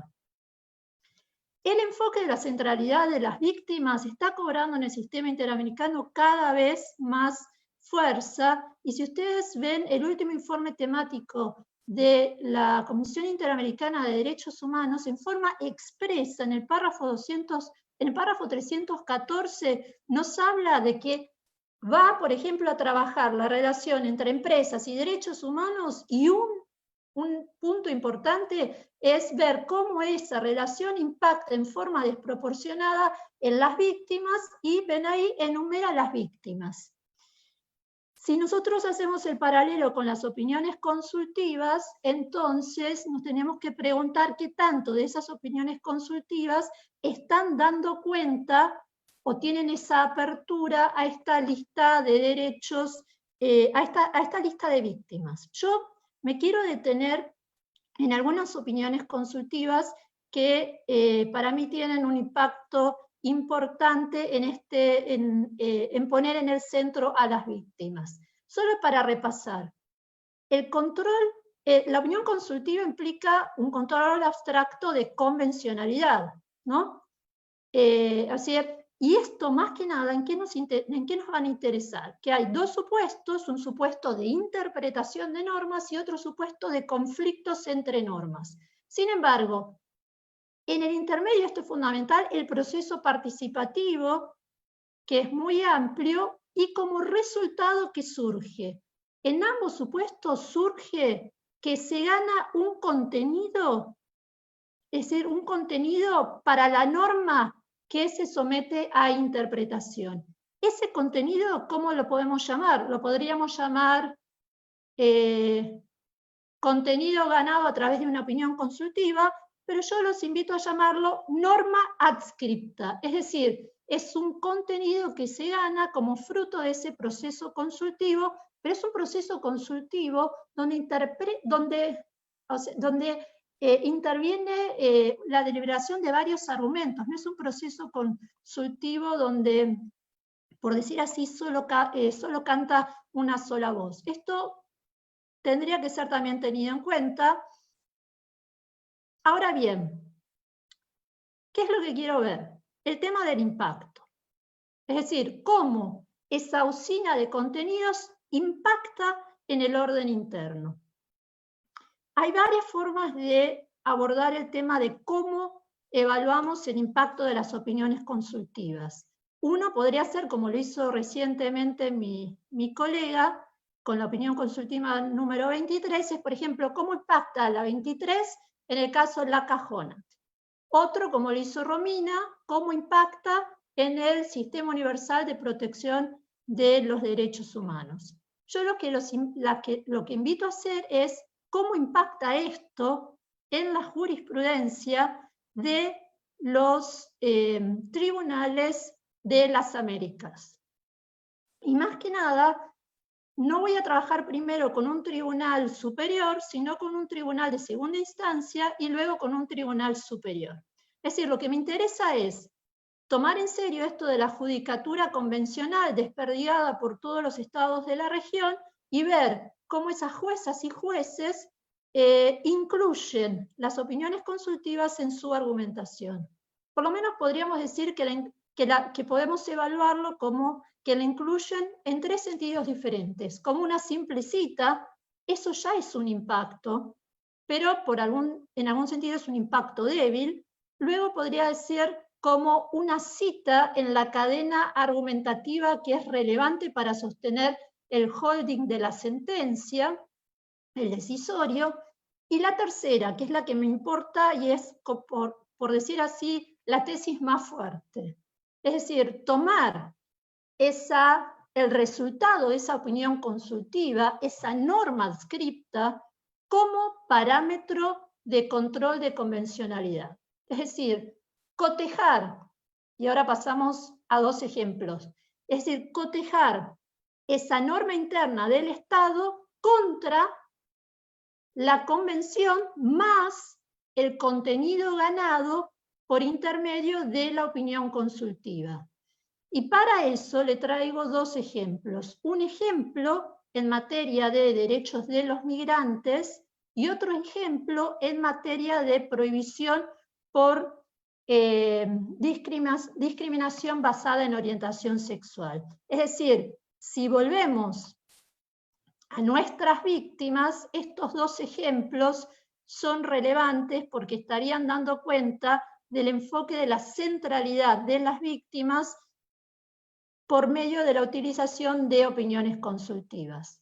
El caso es una sentencia que ha sido premiada por la propia Corte Interamericana de Derechos Humanos y la Comisión Interamericana, y es la sentencia Cámara Nacional de Apelaciones en lo Contencioso Administrativo Federal Sala Quinta. La actora era CELS, CAREF y otra asociación más de protección de los derechos de migrantes que atacaban un decreto de necesidad y urgencia del Poder Ejecutivo Nacional de la República Argentina del año 2017 que restringía los derechos de los migrantes que se habían ganado por intermedio de desarrollo legislativo a través de la ley, creo que está por ahí dicha, 27.000, no me acuerdo dónde está ahí la ley, pero es una ley del año 2004 que ha tenido amplio reconocimiento en el mundo por ser considerada una ley amigable en relación con el reconocimiento de los derechos de las personas migrantes. ¿Qué hace el decreto de necesidad de urgencia del año 2017? Este decreto, en algún sentido, relaciona en forma estereotipada criminalidad con migración, establece un mecanismo sumarísimo de expulsión aplicable a cualquier tipo de extranjero. Entonces, lo que vemos acá es, no voy a entrar en detalles en cuanto al decreto de necesidad de urgencia, pero lo que se ve, los actores que ven, las víctimas que ven, una regresión en relación a los derechos de las y los migrantes. Y entonces, ¿qué van a atacar? Van a atacar el decreto de necesidad de urgencia por su forma, ¿entienden? La forma, y van a atacar también el fondo de la restricción. Cuando el amparo de incidencia colectiva llega a la Cámara, leamos aquí lo que dice la Cámara, esto es fundamental, la Sala Quinta. Dice, el decreto cuestionado en autos, en el expediente, no solo constituye una apropiación de facultades legislativas, subrayen eso, sin causa constitucional que la legitime, sino que también recoge en su articulado soluciones que son incompatibles con los estándares constitucionales y de derechos humanos que forman parte de las condiciones de vigencia de los instrumentos internacionales en la materia que en Argentina tienen jerarquía constitucional, artículo 75, inciso 22 de la Constitución.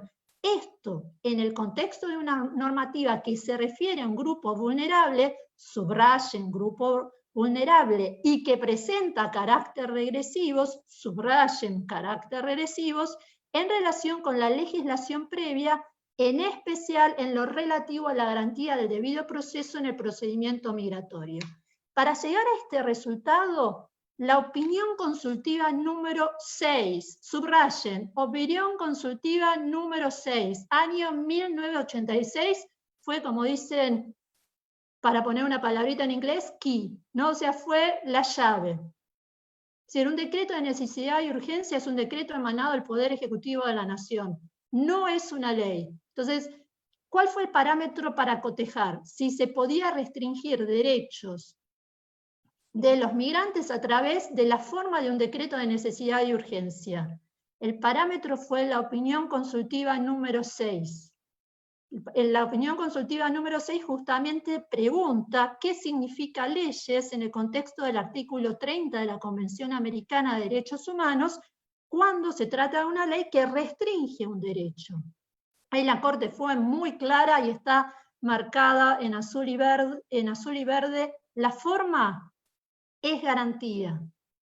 Se requiere una ley en sentido formal, es decir, una ley emanada del Poder Legislativo de acuerdo con el procedimiento de formación y sanción de las leyes de cada una de las constituciones. Pero subrayen, Poder Legislativo.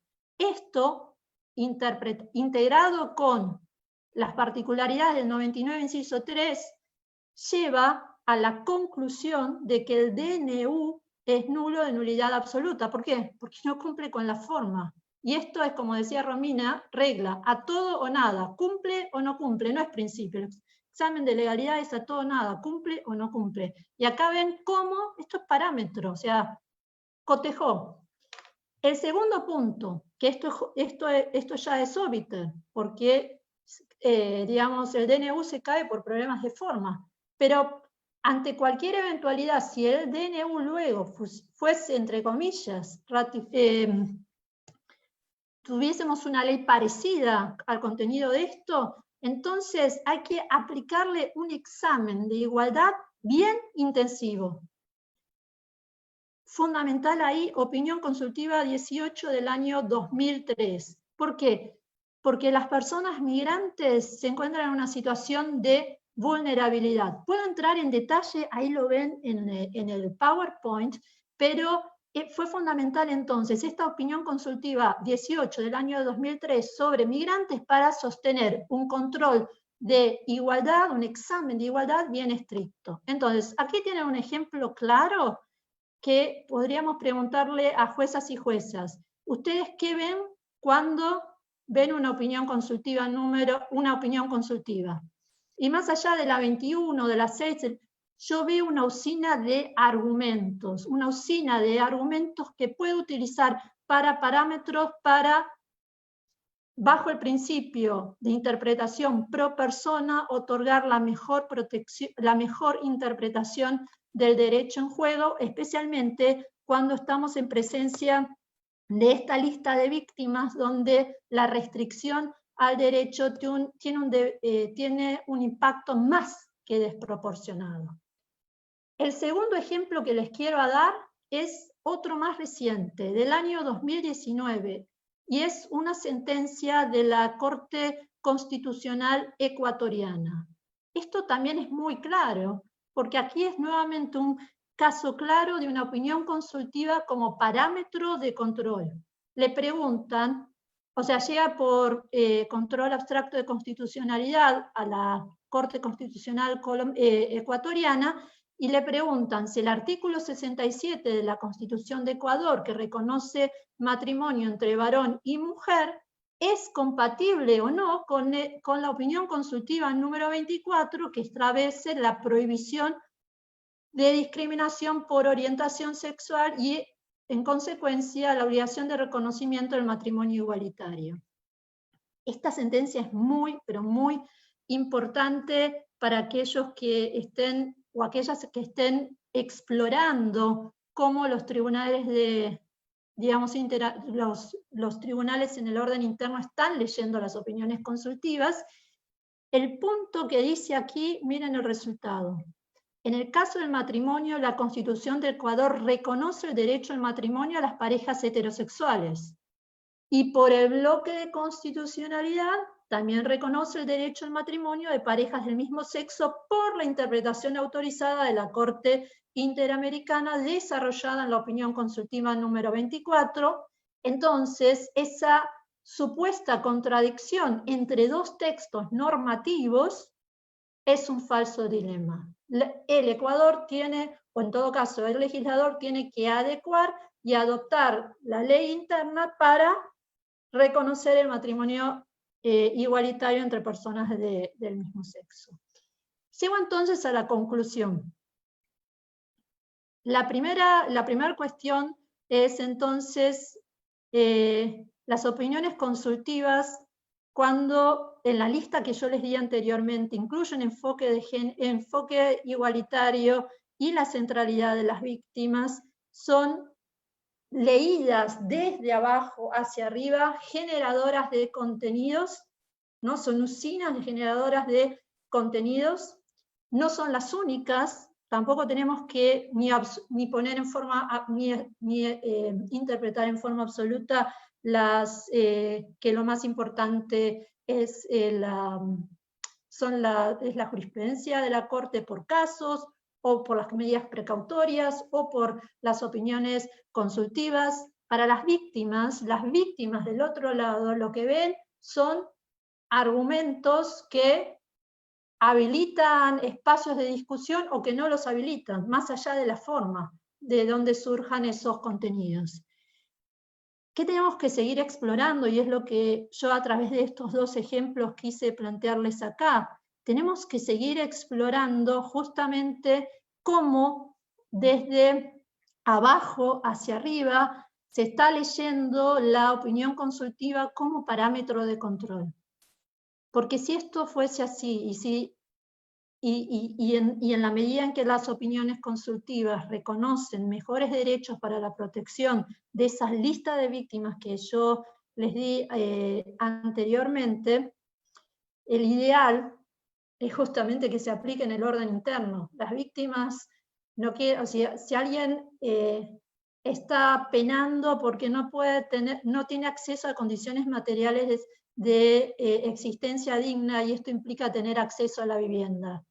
La víctima no quiere llegar a San José de Costa Rica, la víctima quiere tener derecho a la vivienda ya. Entonces, la garantía tiene que ser pensada de abajo hacia arriba. Y si esto es así, creo que es así, las últimas opiniones consultivas son muy prometedoras en relación a justamente a poner la centralidad en los derechos de las víctimas y especialmente en las que se encuentran en situación de vulnerabilidad. Especialmente también es para celebrar la referida sindicalismo y participación y enfoque de género. Y entonces, ¿qué implica esto? Que necesitamos más opiniones consultivas y no menos opiniones consultivas. Yo en ese sentido, o sea, en algún sentido mi tesis es, por algún sentido, desafía la tesis de Marie-Christine y en algún sentido la tesis de Jorge en relación a esa cautela, ¿no? Y para ver los temas que aún quedan pendientes, uno podría, por ejemplo, comparar las opiniones consultivas de la Corte Interamericana con los informes temáticos de la Comisión Interamericana de Derechos Humanos, donde vemos que la lista de los informes temáticos es mayor y mucho más, por decir así, permeable a las voces de las víctimas. Claro, porque lo que mueve la audiencia, lo que mueve el informe temático, es más, tal vez, sí, esa porosidad que plantea los espacios de la Comisión Interamericana de Derechos Humanos, y entonces por eso tenemos ese conjunto de informes temáticos que creo yo bastante, ¿cómo decir?, prometedor para el sistema y para las víctimas. Bueno, muchas gracias.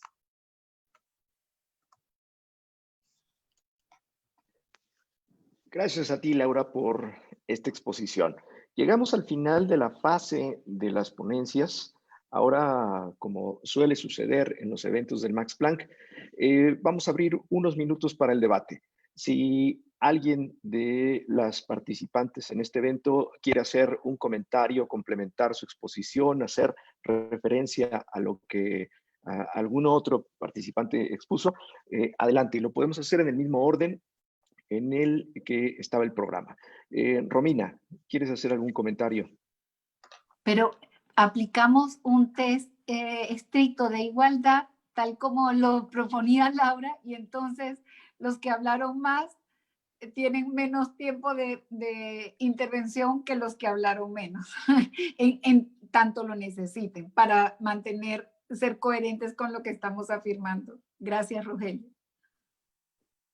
Muchas gracias. Bueno, yo sí me extendí un poco, así que simplemente lo que voy a decir es que me parece un espacio de reflexión muy interesante y bueno, creo que de aquí a futuro muestra mucho lo que nos plantea Laura, que hay diferentes formas en que podemos ver ya hoy en día el impacto de las opiniones consultivas, y creo que el camino es hacia explorar esas diferentes vertientes del impacto, ya sea a nivel de Naciones Unidas, sea a nivel legislativo o sea a nivel judicial, digamos, en nuestro continente. Así que creo que ese es el camino a seguir y bueno, muchísimas gracias por este espacio y gracias, Mariela, por la invitación y la organización. Gracias, Romina. Jorge. Yo quiero ser muy breve. Yo no sé si hablé más o menos, pero quiero ser muy breve. A mí me gustaría decir, con Dworkin, los derechos son cartas de triunfo, Laura. Y eso significa, en la idea de Dworkin, que en la idea gráfica de Dworkin es que cuando uno saca esa carta prevalece. Entonces es como el comodín con el cual uno gana el juego, y el ciudadano tiene la carta de triunfo ahí, y si la saca, gana. ¿Qué ocurre con la idea de la expansión de los argumentos? Que el ciudadano se llena de cartas, pero no son cartas ganadoras. Y no son cartas ganadoras en la medida en que hay muchas razones que no podemos prejuzgar como razones débiles, sino que son razones fuertes, para decir, la carta que el ciudadano está sacando no es una carta ganadora.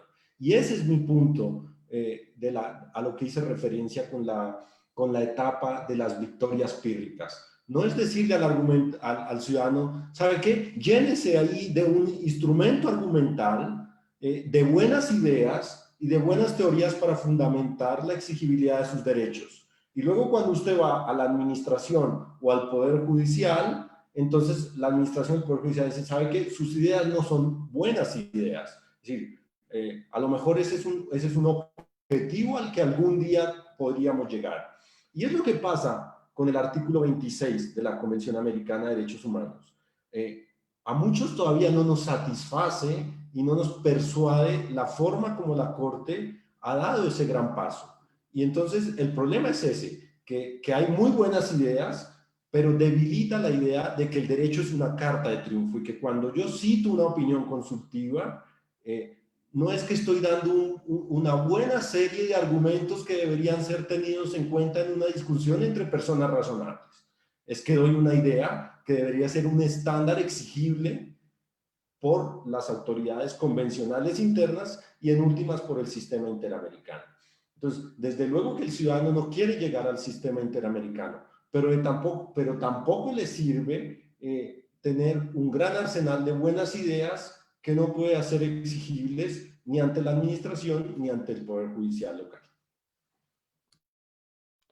Yo tal vez, como refería directamente, yo no sé por qué cambia... Respetamos, ¿qué tal si hacemos el orden para que, no te parece? Para que no, después tú respondes cuando termine, ¿sí? Vamos entonces con María Cristina. Listo, muchas gracias. Yo también voy a ser muy breve, solamente para contestar un poco a lo que dijo Laura. Obviamente, yo creo que mi tesis o la argumentación que hice y la tuya, yo creo que no están en ninguna parte contradictorias. Yo coincido plenamente con tu evaluación que en total las opiniones consultivas obviamente ayudan a la protección o a la centralidad de las víctimas. Como tú has dicho, el caso de la Corte Constitucional de Ecuador es probablemente el más famoso, que demuestra cómo las opiniones consultivas llegan a una cantidad mucho más grande de víctimas de una manera también mucho más rápido, si tenemos en cuenta que el caso promedio, caso contencioso ante el sistema interamericano de la petición hasta la sentencia son como entre 15 y 20 años. Entonces, de una manera es un fast track y multiplica los efectos de un caso contencioso. Obviamente también tiene los efectos, como tú lo has mostrado, hacia abajo, o mejor desde abajo hacia arriba, en la recepción de las opiniones consultivas en el derecho nacional y también al nivel, eso es arriba, de Naciones Unidas. Romina nos ha contado, bueno, el ejemplo de la opinión consultiva de niños en situación de inmigración, o también la 23, que también fue recepcionado para la relación, ¿cómo se llama? Relatoria especial en medio ambiente, que también citó muchísimo este nuevo estándar de la opinión consultiva 23 en sus informes.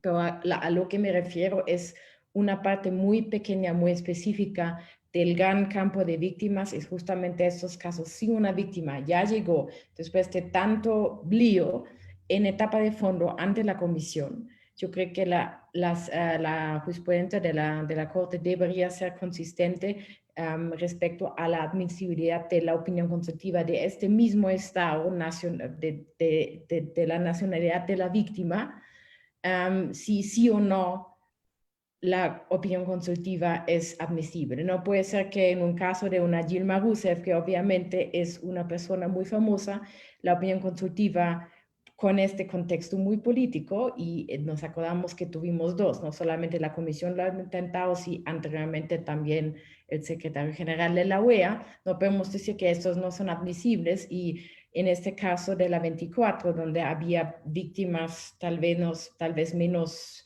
con exposición política, decimos que no, bueno, que no prohíbe la admisibilidad de esta opinión consultiva. Pues yo creo que en este caso sí tendríamos que encontrar una solución un poco más consistente. Por el resto, te doy toda la razón y me encantó tu exposición demostrando que de verdad a lo largo las opiniones consultivas son un fast track para proteger mucho más las víctimas que en casos contenciosos individuales. Gracias. Gracias, Marí. Pues vamos ahora con Eleonor. Sí, también de mi parte, otra vez muchas gracias por la organización y creo que hoy se mencionaron muchos aspectos acerca de la función consultiva que a mí me motivaron de dedicar mi tesis justo a ese tema. Por un lado es el gran potencial transformador y estoy un poco dividido porque de hecho al principio eso fue lo que me motivó y me encantó. Justo que mencionó Laura al final, es una vía para aclarar ámbitos del derecho que no llegan por la vía de casos contenciosos de esta manera. Y también en la OSI 16 que mencionó Romina vimos el gran potencial transformador ya muy temprano e incluso esa interpretación del convenio de protección consular fue adoptado por la Corte Internacional de Justicia, se puede decir. Pero al otro lado, o también otro aspecto que me encanta y que vimos justamente este año es la alta participación por la ciudad o sociedad civil por toda la región. Vemos en todos los trámites y en las audiencias públicas. Pero al mismo tiempo veo el riesgo de causar un más fuerte backlash si la Corte sigue destacando la obligatoriedad de las opiniones consultivas o sigue aumentando, presionando que tienen efectos vinculantes, porque de hecho así en los tratados la función no fue concebida así. Y creo que, y también se ve en los procedimientos si personas de la sociedad pueden participar, pero por ejemplo no las cortes nacionales. Y creo que hay que incorporar ellos también para tener un mejor diálogo. Sí. Gracias, Verena. Perdón, gracias, Eleonor. Vamos con Verena. Muchas gracias.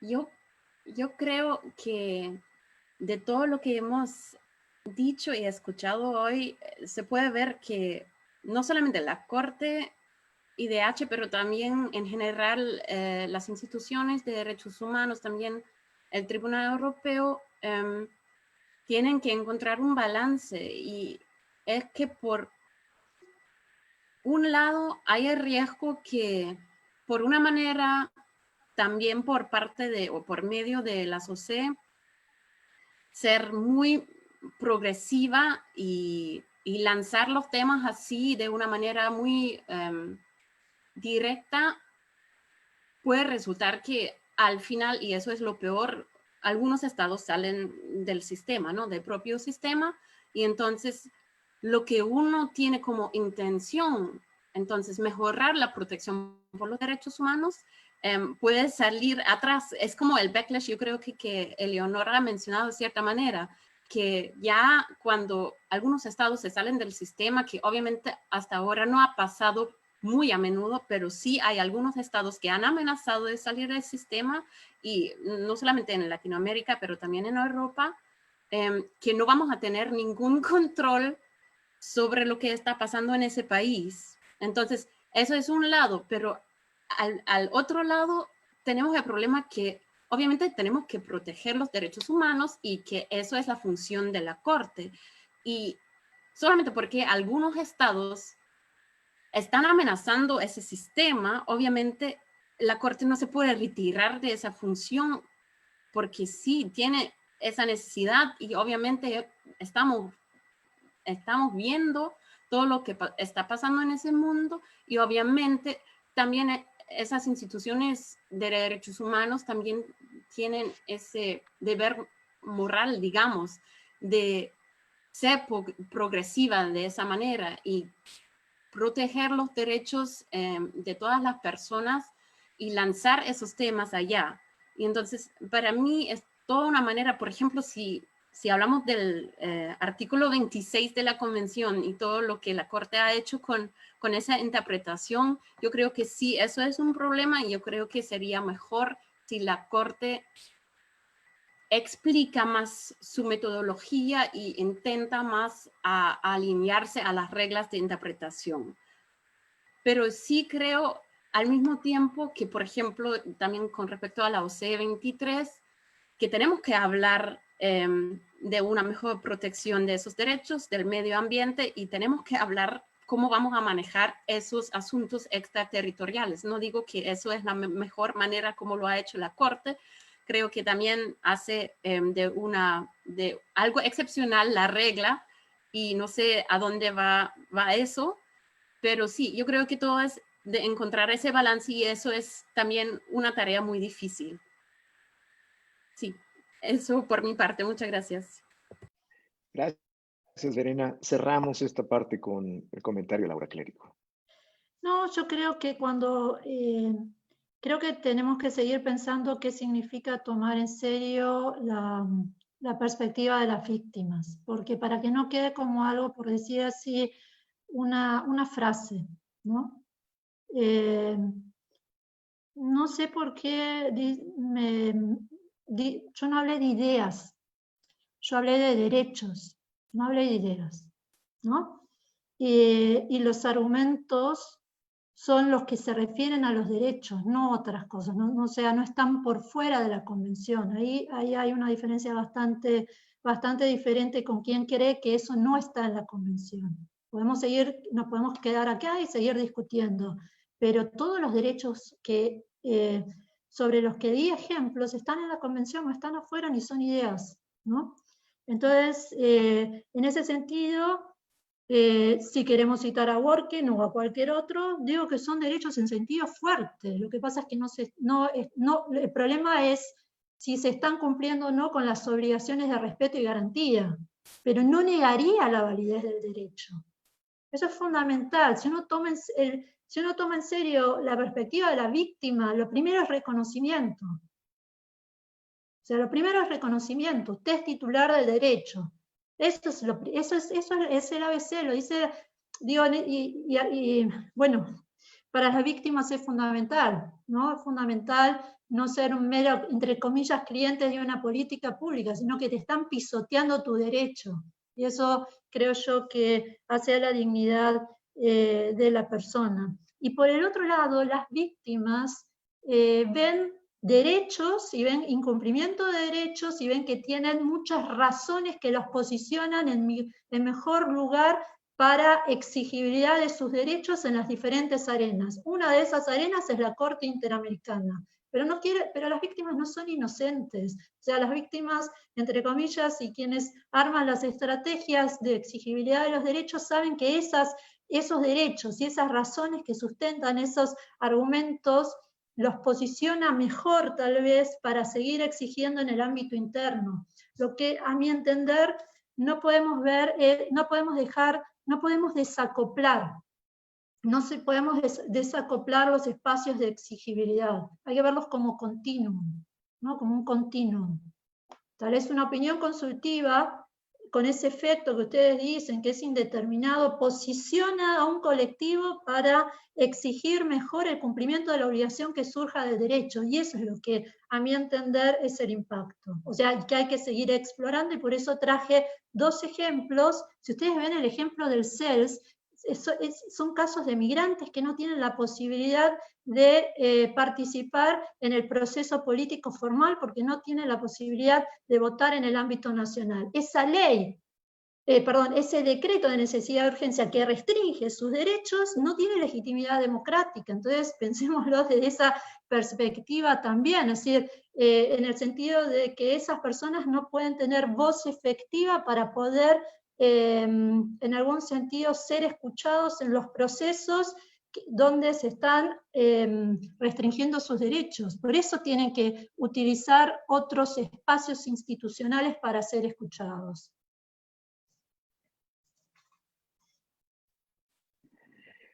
Muchas gracias, Laura. Pues con esto concluimos nuestro coloquio iberoamericano, por supuesto expresando nuestra gratitud y el reconocimiento al Instituto Max Planck. Y justo esto es un ejemplo, el evento, el coloquio es un ejemplo de todos estos puentes que se han ido construyendo desde Heidelberg a partir de la generosa disposición del profesor Armin von Bogdandi y por supuesto de Mariela Morales Antoniazzi, que esta diversidad que existe y que está mostrada en este panel y con personas alemanas y discutiendo temas latinoamericanos en español es algo que siempre les debemos reconocer y agradecer. Para cerrar, le doy la palabra a Mariela Morales. Bueno, muchísimas gracias a todas y todos, y yo creo en efecto que es un tema que estamos en deuda, que tenemos que seguir debatiendo.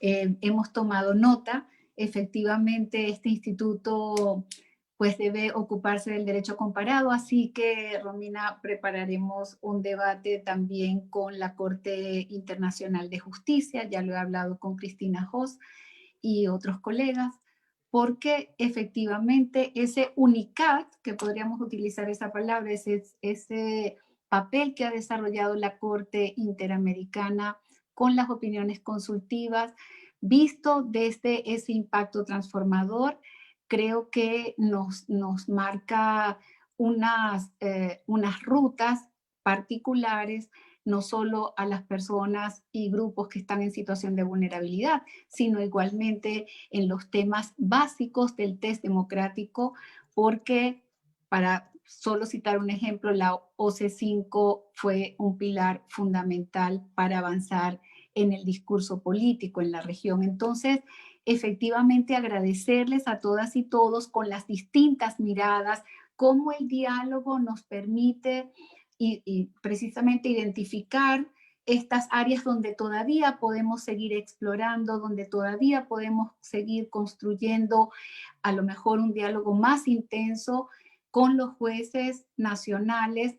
Y a mí me encantó que Jorge, que siempre también está muy pendiente del papel transformador de los jueces, insistiera en que esta es una de las potencialidades que se pueden evaluar. Entonces, frente a los avances y a los dilemas que se plantearon las queridas Eleanor y Verena, yo quisiera concluir con una frase que siempre usa Pablo Saavedra, y es que esta es una corte de toga y mochila. Y entonces va avanzando con los argumentos, pero siempre tiene muy en cuenta a las víctimas y se acerca a ellas. Y creo que ese es el gran desafío, es lo que le toca hacer, más en este tiempo después de la pandemia, y especialmente construyendo un derecho común para la región que nos hable de esos estándares mínimos.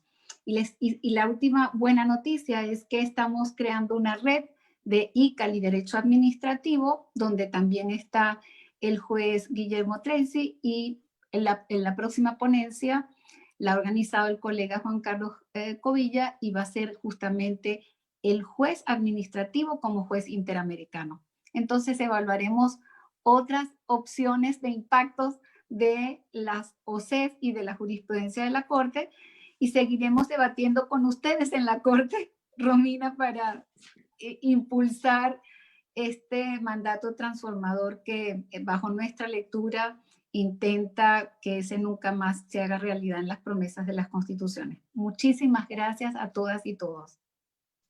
Pues en nombre del Instituto Max Planck, de la Corte Interamericana de Derechos Humanos y del Instituto de Estudios Constitucionales del Estado de Querétaro, les agradecemos a las personas que participaron como panelistas y por supuesto a todas las personas que siguieron esta transmisión.